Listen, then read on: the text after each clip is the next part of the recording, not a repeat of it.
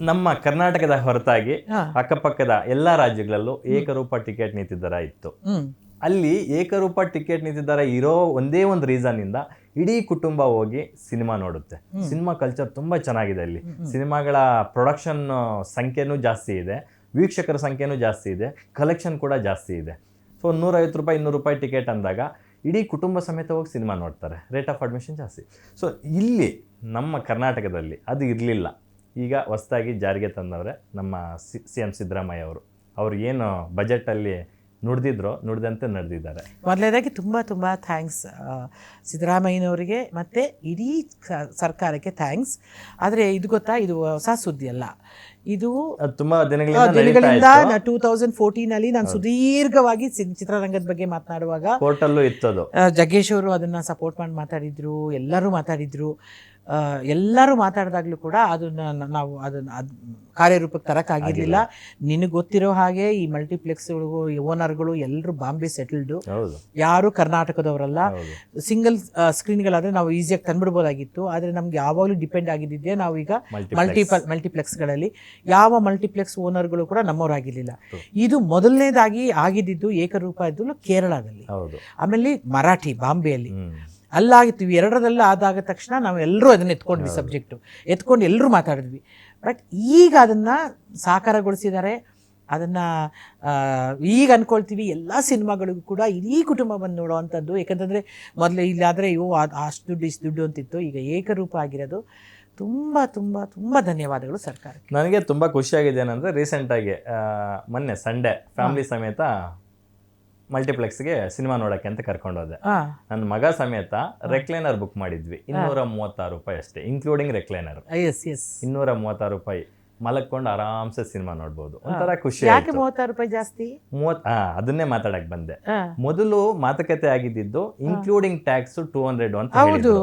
ಈಗ ಅದಕ್ಕೆ ಮತ್ತೆ ಏನಾದ್ರೂ ನಿಮ್ಗೆ ಆಕ್ಷೇಪಣೆಗಳಿದ್ರೆ ಒಂದು 15 days ಟೈಮ್ ಇರುತ್ತೆ, ನೀವು ಅದಕ್ಕೆ ಆಕ್ಷೇಪಣೆ ಸಲ್ಲಿಸಬಹುದು ಅಂತ ಸರ್ಕಾರ ಚಿತ್ರರಂಗಕ್ಕೆ ಮನವಿ ಮಾಡಿತ್ತು. ಅದರ ಪ್ರಕಾರ ಅಲ್ಲಿ ಪ್ರೊಡ್ಯೂಸರ್ಸ್, ಎಕ್ಸಿಬಿಟರ್ಸ್, ಡಿಸ್ಟ್ರಿಬ್ಯೂಟರ್ಸ್ ಎಲ್ಲ ಪ್ಲಾನ್ ಮಾಡ್ಕೊಂಡು ಮಾತುಕತೆ ಮಾಡಿ ನಮ್ಗೆ ಇನ್ಕ್ಲೂಡಿಂಗ್ GST ಅಂದ್ರೆ ತುಂಬಾ ಲಾಸ್ ಆಗುತ್ತೆ, ಎಕ್ಸ್ಕ್ಲೂಡಿಂಗ್ GST ಮಾಡಿ ಅಂದ್ರು. 200 ರೂಪಾಯಿ ಟಿಕೆಟ್ ಬೆಲೆ, GST ಆ ಕಾಲಘಟ್ಟಕ್ಕೆ ಎಷ್ಟಿರುತ್ತೋ ಅಷ್ಟು. ಇವಾಗ 36 ರೂಪಾಯಿ ಆಗುತ್ತೆ 200 ರೂಪಾಯಿಗೆ. ಸೊ ಹಂಗಾಗಿ 36 ರೂಪಾಯಿ ಎಕ್ಸ್ಟ್ರಾ ಆಗಿದೆ. ಸೊ ಅದಕ್ಕೂ ಕೂಡ ಸೊ ಈಗ ಅದನ್ನೂ ಪ್ರಶ್ನಿಸಿ PVR ಅವರು ಕೋರ್ಟ್ಗೆ ಹೋಗಿದ್ದಾರೆ. ಏನಂತ? ನಮ್ಗಿದು ಸಮ್ಮತಿ ಇಲ್ಲ, ಈ ವಿಚಾರದಲ್ಲಿ ನಮ್ಗೆ ಲಾಸ್ ಆಗುತ್ತೆ ಅಂತ. ಬೇರೆ ರಾಜ್ಯಗಳಲ್ಲಿ ಅಕ್ಸೆಪ್ಟ್ ಮಾಡಿರೋರು ನಮ್ಮ ರಾಜ್ಯನ ಯಾಕೆ ಅಕ್ಸೆಪ್ಟ್ ಮಾಡ್ತಾ ಇಲ್ಲ? ಏನಕ್ಕೆ ಅಂದ್ರೆ ನಾವು ಕನ್ನಡಿಗರು, ವಿಶಾಲ ಹೃದಯದವರು, ಎಲ್ಲ ಲ್ಯಾಂಗ್ವೇಜ್ಗಳನ್ನು ನಾವು ನೋಡ್ತೀವಿ ಅಂತ.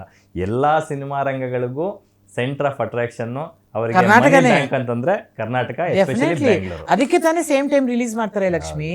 ಬೇರೆ ಎಲ್ಲಾ ಲ್ಯಾಂಗ್ವೇಜ್ಗಳಲ್ಲೂ ಈ ಸ್ಥಳೀಯದಲ್ಲಿ ಒಂದು 4-5 ವಾರ ಆದ್ಮೇಲೆ ಅವ್ರ ಪಿಕ್ಚರ್ ರಿಲೀಸ್ ಮಾಡ್ತಾರೆ. ಅಲ್ಲಿ ಇಲ್ಲ ಹಂಗಲ್ವಲ್ಲ, ಸೇಮ್ ಸೈಮೆಂಟೇನಿಯಸ್ ರಿಲೀಸ್ ಮಾಡ್ತಾರೆ. ಯಾಕೆಂದ್ರೆ ಇಲ್ಲೂ ತಗೊಳ್ಬೇಕು ದುಡ್ಡು ಅವರು.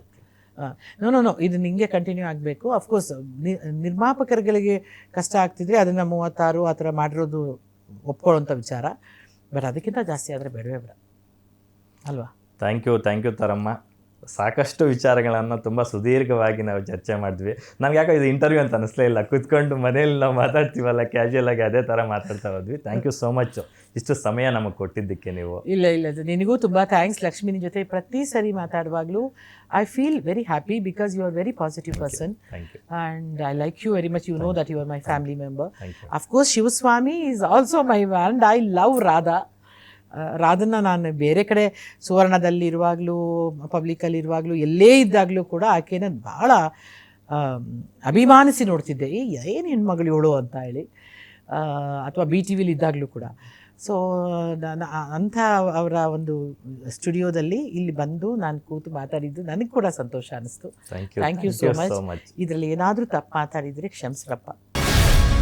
ಗ್ಯಾರಂಟಿ ನ್ಯೂಸ್, ಸುದ್ದಿ ಖಚಿತ, ನ್ಯಾಯ ನಿಶ್ಚಿತ.